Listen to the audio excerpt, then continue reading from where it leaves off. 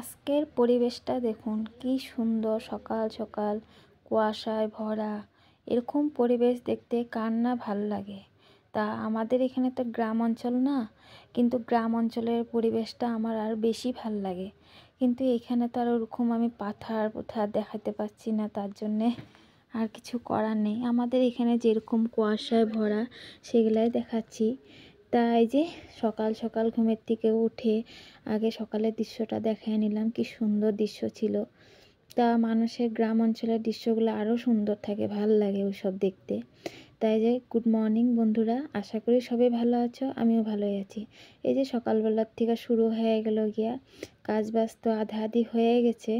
এখন এই যে ছেলেকে রেডি করা, ছেলেকে খেতে দিয়ে দিছি। আর ছেলের আজকে প্রজেক্টটা তো দেখানোই হলো, কি সুন্দর প্রজেক্ট এঁকেছে, সেটা আজকে জমা দিবে। আর ছেলের টিফিনে দেওয়া হয়েছে পাস্তা ম্যাকারনি সস দিয়ে দিলাম টিফিনের জন্য। আর খাওয়াতে রুটি আর গতকালকে অল্প মাংস সবজি ছিল, সেটাই গরম করে দিয়ে দিয়েছি। ছেলেকে খেতে দিলাম, ছেলে খেয়ে দিয়ে চলে গেল। তাই যে ছেলে খেয়ে দিয়ে নমস্কার করে এখন বাইরে হচ্ছিল, সেই মধ্যে তোমাদের দাদা ভাইয়ের আজকে গাড়িটা একটু প্রবলেম দিল। কি করব, দুঃখের ব্যাপার, কিছু করার নেই। সকাল সকাল মানে ঠান্ডা সিজন বিলাই নাকি, মানে গাড়িটা বসে গেছে ব্যাটারি, তার জন্য গাড়িটা স্টার্ট হচ্ছিল না। তারপরে ছেলে কি করবে, কিছু করার নেই। তারপরে যে আমাদের ভাইস্তার গাড়িটা নিয়ে ছেলেকে পৌঁছে দিয়ে আসলো। তা ওই যে ছেলেকে নিয়ে তোমাদের দাদা ভাই স্কুলে গেল। যাওয়ার পরে এখন আমার এই যে সকালবেলা তোমাদের দাদা এই ঘরে আবার ঘুমায়া থাকে। সকালবেলা আমি এই বিছনাটা উঠাইতে পারি না। তারপরে ছেলেকে যখন নিয়ে যায় তখন উঠা জায়গা, তখন আমি এই বিছনাটা উঠানো হয়। আর যেহেতু আমরা এই ঘরেই ঘুমানো হয় বেশিরভাগ, রাত্রে ওই ঘরে এখন ঘুমানোই হয় না। গরম দিনে ওই ঘরে যাওয়া হয়, রাত্রেবেলা এই ঘরেই ঘুমানো হয় বেশিরভাগ। তারপরে এই যে এখন এই ঘরের বিছনাটা উঠায় নিচ্ছিলাম, নেওয়ার পরে তারপরে এই যে এখন ভাবছি যা যা কাজ থাকে সেগুলো করবো। আর সকালে আমি আজকে স্নান কিছু করিনি, যেহেতু মানে আমার একটু হাতের সমস্যা। আপনাদের তো বলছিলামই, আপনারা আগের ব্লগে শুনতেই পারছেন। তাই আমার মানে কুয়াতে আমি রশিতে হাত দিতে পারছি না, তার জন্য তোমাদের দাদা উঠলে আমি কাজে হাত দেব। তারপরে এই যে রুমটা কি সুন্দর গুছিয়ে সব কিছু গুছানো শেষ হয়ে যাওয়ার পরে মাছের খাওয়াটাও দিয়ে দিলাম। যেহেতু ওদেরও তো একটা টাইম থাকে না, 8টার মধ্যেই খাওয়া দিতে লাগে, তাই ওদেরও খাওয়া দিয়ে দিলাম। তারপরে দেওয়ার পরে এখন পর্যন্ত আমি কিছু খাইনি। তারপরে এখন ভাবছি তোমাদের দাদাকে খাওয়াটা রেডি করে দিয়ে ঢেকে যাব, যেহেতু ছেলেকে স্কুল থেকে আসে না এখনও, ততক্ষণ আমি স্নানটা করে আসি গিয়ে। তো রুটি আর মাংস সবজিটা গরম করে রেখে গেলাম, আর আমি এখন যাচ্ছি ছানে। তা স্নান করাতে এসে পড়লাম, তোমাদের দাদা খেয়ে দিয়ে চলে গেছে। যাওয়ার পরে এখন ভাবছি যে স্নানটা হয়ে গেছে কি, হয়ে যাওয়ার পরে এখন পূজাটা করে নেব। তার একটা কথা বলি, আমার জন দিদি ভাইরা আমাকে কমেন্ট করো।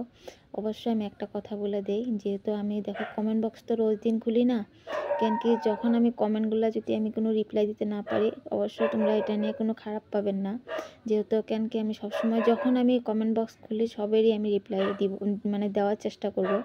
আর সবসময় তো আমি কমেন্ট বক্সটা খুলি না, তার জন্য আমি আপনাদের কাছে অনুরোধ করছি দু হাত ভরে, যে আমার কমেন্ট বক্স না খোলা মানে যে আপনাদের কোনো রিপ্লাই না দেওয়া পর্যন্ত আমাকে কোনো কিছুতে খারাপ পাবেন না।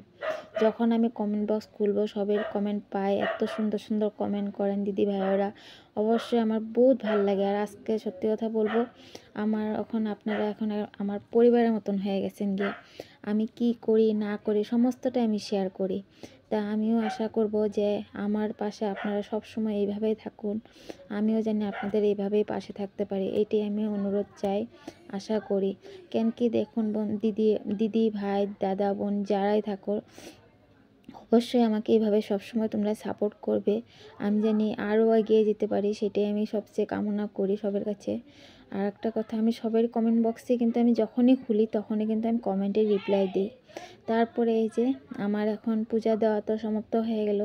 পূজাটা দেওয়া কমপ্লিট হয়ে যাওয়ার পরে এখন আমি তো সকাল থেকে কিছু খাইই নেই, না খাওয়াই রয়ে গেছি। ভাবছি আগে পূজাটা করে তারপরে কিছু একটা খেয়ে নেব।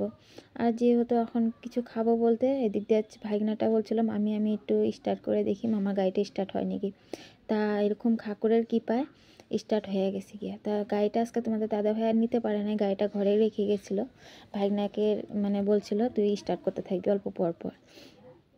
তারপর সকালে তো আর রুটি চুটি আমি মানে তোমাদের দাদাকে দিয়ে দিয়েছি, ছেলেকে দিয়ে দিয়েছি, আমার জন্য আর কিছু বানানো হয়নি। আমি আবার সত্যি কথা বলবো, আমি না পুরিটা আর একটু মানে শুকনা রুটিটা খেতে পারি না, এটাই আমার একটা বহুত বড় সমস্যা।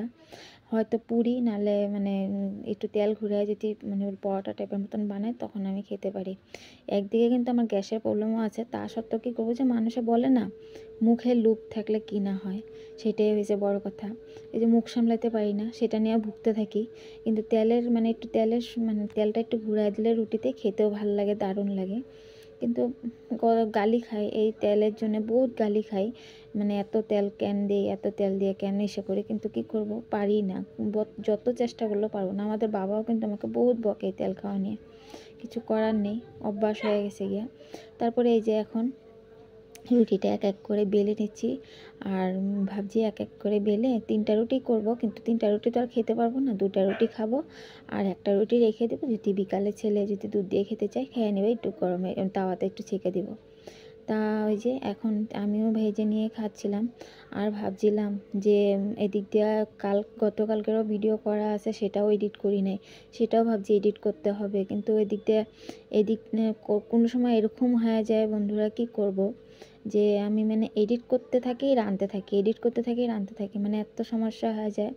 তা আপনারাও তো সবাই অপেক্ষায় থাকেন না কখন আমার ভিডিও আসবে, সবাই তো একটা আশায় থাকে। কিন্তু কি করব, ওই যে সময় মতন মানুষে কয় না, টাইমটা মিলাতে পারি না, মেনটেনেন্স করতে পারি না, কিছু করার নেই।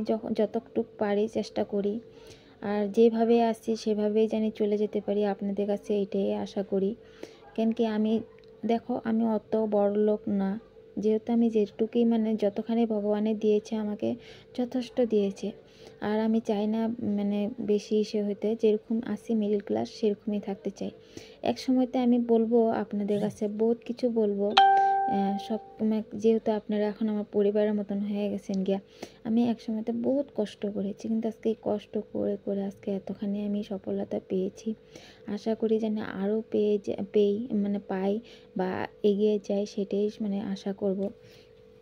কিন্তু এক সময়তে আমি বহুত কষ্ট করেছি, কিন্তু এই কষ্টর ফল আজকে অল্প অল্প করে ভগবানে আমাকে দিচ্ছে, যেহেতু আরও জানি দেয়, সেটাই আমি আশা করব। তাই যে আমি পূজার ভিডিওটা আগে আমি এডিট মানে দেখানো হয় নাই, পূজাটা তো করে নিয়েছিলাম, ঠাকুরের এটা দেখানো হয় নাই, এটা আমার এডিট করতে নিয়ে একটু ভুল হয়ে গেছে। তা ঠাকুরের ওই যে পূজাটাও আমি আপনাদের কাছে দেখাই দিলাম। এটা কিন্তু আমি আগেই ভিডিও করে রেখে দিয়েছিলাম, আপনারা আবার এটা ভাববেন না আমি রুটি ভেজে নিয়ে আবার ভিডিও করে রেখে দিয়েছি, কিন্তু না, এটা আমি আগেই করে রেখেছিলাম, মানে এডিট করতে একটু মানে গড়বড় হয়ে গেছিলো। তাই যে পূজাটাও হয়ে গেল, তো হয়ে যাওয়ার পরে এখন আমি এই যে চা আর একটু মাংস, বলতে মানে মাংস তো আমি খাই না বেশি কিছু, ওই যে একটু ঝুল আর একটু আলু নিয়েছি, সেটা দিয়ে একটু খাবো, যেহেতু শুকনো শুকনো রুটি চা দিয়ে খেতেও ভালো লাগে না। আর আজকে তো আর কোনো মঙ্গলবার না, তার জন্য ভাবছি আজকে সোমবার খেয়ে নিই। তারপরে এই যে এখন খেয়ে দিয়ে তারপরে দিক দিয়ে আর সারাদিন কিছু ব্লগ শুরু করা হয় নাই, রান্নার ভিডিওটা আজকে শেয়ার করলাম না। রোজ দিনকে আর রান্নার ভিডিও ভাল লাগে দেখতে, আর সবাই তো বিরক্ত পায় না। তারপরে এই যে ছেলেকে ভাগনাটা নিয়ে আসলো স্কুল থেকে, যেহেতু তোমার দাদা স্কুটিতে থুয়ে গেছিলো। তারপরে এই যে আমি আজকে রান্না বলতে ওরকম কিছু রাঁধি নাই, তার জন্য শেয়ারও করি নি রান্নাটা। রান্না বলতে এই যে আজকে শর্টকাট মানে রসুন সোমবার দিয়ে মানে তোমার এই মুসুর ডাল করেছি, আর গতকালকের অল্প মাংস সবজি ছিল, সে সকালে খেয়েছে আর অল্প একটু ছিল, সেটাই গরম করে রেখে দিয়েছি। আর এই যে আলুটারে মানে আমি জল দিয়ে নুন হলুদ দিয়ে মেখে, না নুন দিয়ে মেখে রেখে দিয়েছিলাম, যেহেতু ভাত খাওয়ার টাইমে ভেজে নিলে মানে গরম গরম মানে একটু ঝরঝরে টাইপ ভুজিয়া টাইপ হয়ে যায়, খেতে ভালো লাগে। তাই এই আলু ভাজিটা আমার ছেলে কিন্তু প্রচণ্ড ভালো পায়, তার জন্য এরকম করে ভাজা হয়। তারপরে এই যে গরম গরম ভেজে দিচ্ছি, আর এদিকে কুকারে ভাত হয়ে গেল গরম গরম। ছেলেও স্কুল থেকে এসে গেছে, এখন ছেলেকে খেতে দিব। খাওয়ার পরে আজকে আর দুপুর থেকে খাওয়া দাওয়ার পরে আর কিছু ভিডিও করা হয় নাই। এই যে ছেলেকে খাওয়া দাওয়া খেতে দিয়ে দিলাম, তারপরে সন্ধ্যার দিকে আসলাম। এখন বাজে 6টা মতন বাজে। তারপরে এই যে এখন ছেলেকে দিলাম, মানে বললাম যে কী খাবে, ছেলে বললো দই দিয়ে চিড়া দিয়ে খাবে, তো ছেলেকেও দই দিয়ে চিড়া দিয়ে দিলাম, আমিও অল্প একটু নিলাম। হঠাৎ করে বাবা বলছে মাম্পি রেডি হও। আমি বলছি কেন বাবা? কয় কি এক জায়গায় বিয়ার ইনভাইট আছে, সব রেডি হও।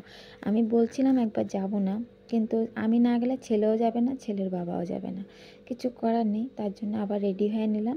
এখন যাচ্ছি বিয়াতে, তার জন্য এই যে আবার রেডি হতে হচ্ছে। আমার যেহেতু আশা একটুকু ছিল না ইচ্ছা যাওয়ার, আর এই ঠান্ডার দিনে এই কাপড় কানি পরে যাওয়াটা বহুত অশান্তি লাগে।